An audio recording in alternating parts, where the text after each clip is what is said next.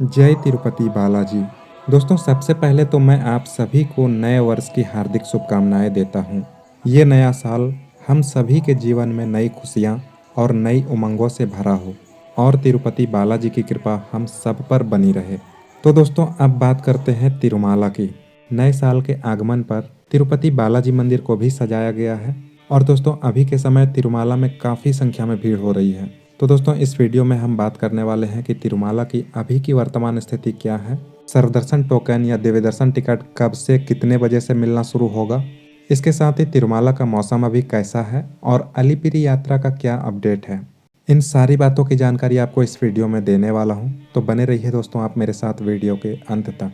तो बढ़ते हैं आगे और सबसे पहले बात करते हैं तिरुमाला के वर्तमान स्थिति की। दोस्तों, आज से नया साल प्रारंभ हो चुका है और नए साल के आगमन पर तिरुमाला में तिरुपति बालाजी के मंदिर को भी सजाया गया है, क्योंकि दोस्तों नए साल के आगमन पर बहुत लोग तिरुपति बालाजी के दर्शन के लिए आते हैं। सिर्फ अपने देश से ही नहीं बल्कि विदेशों से भी लोग तिरुपति बालाजी के दर्शन के लिए आते हैं। दोस्तों, अभी तिरुमाला में काफ़ी संख्या में भीड़ हो रही है और अभी के समय में जो भी लोग तिरुपति बालाजी के दर्शन के लिए आ रहे हैं, तो उनमें से जिनके पास भी टिकट नहीं है उन्हें दर्शन नहीं मिल पा रहा है, जिसके कारण उन्हें ज़्यादा परेशानी हो रही है। हालांकि अब दर्शन टिकट मिलना शुरू हो जाएगा। दोस्तों, सर्वदर्शन टोकन और दिव्य दर्शन टिकट के बारे में बहुत सारे लोग हमसे पूछ रहे थे कि ये टिकट कब से मिलेगा और कितने बजे से मिलेगा। तो दोस्तों, जैसा कि मैंने आपको बताया था कि सर्वदर्शन टोकन और दिव्य दर्शन टिकट 2 जनवरी से मिलना शुरू हो जाएगा। हालांकि दोस्तों, टीटीडी की तरफ से यह पहले कहा गया था कि दर्शन टिकट जैसे पहले मिलता था उसी प्रकार से मिलेगा, लेकिन टाइम के बारे में कन्फ्यूजन था और वो कन्फ्यूजन अब दूर हो चुका है। तो दोस्तों, सर्वदर्शन टोकन और दिव्य दर्शन टिकट जहां से पहले मिलता था वहीं से मिलेगा, लेकिन टीटीडी की तरफ से ये जानकारी दी गई है कि 2 जनवरी को दोपहर के 12 बजे से सर्वदर्शन टोकन और दिव्य दर्शन टिकट जारी किया जाएगा। लेकिन दोस्तों, अगर भीड़ ज़्यादा होती है तो इसे पहले भी रिलीज किया जा सकता है। इसलिए अगर आप 2 जनवरी को तिरुपति में रहेंगे तो आप काउंटर पर जाकर पहले से ही लाइन में लग जाएं, ताकि आपको उसी दिन के लिए दर्शन स्लॉट मिल जाए। क्योंकि दोस्तों, अभी नया साल शुरू हुआ है और इस समय तिरुपति बालाजी के दर्शन के लिए बहुत ही ज़्यादा लोग आ रहे हैं। ऐसे में भीड़ बढ़ना स्वाभाविक है और अगर भीड़ बढ़ती है तो टिकट में दर्शन के लिए जो स्लॉट टाइम दिया जाता है वो ज़्यादा लंबा ना हो, इसलिए आप कोशिश करें कि जितनी जल्द से जल्द हो सके टिकट को प्राप्त कर लें।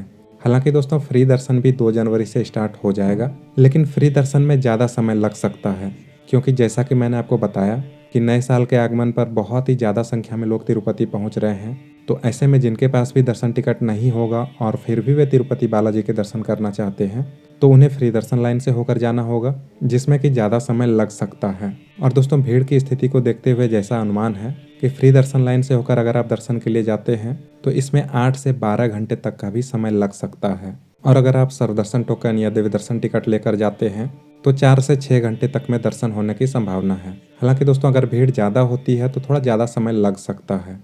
अब बात करते हैं अलिपिरी मार्ग से होकर यात्रा करने की। दोस्तों, अभी हाल के दिनों में ही तिरुमाला में लियोपार्ड को देखा गया था और दोस्तों, टीटीडी की तरफ से ये बता दिया गया है कि अगर आपके साथ कोई भी 12 वर्ष से कम उम्र का बच्चा आता है तो 2 बजे के बाद अलिपिरी मेट्टू या फिर श्रीवारी मेट्टू, इन दोनों रास्तों से होकर नहीं जा सकते हैं।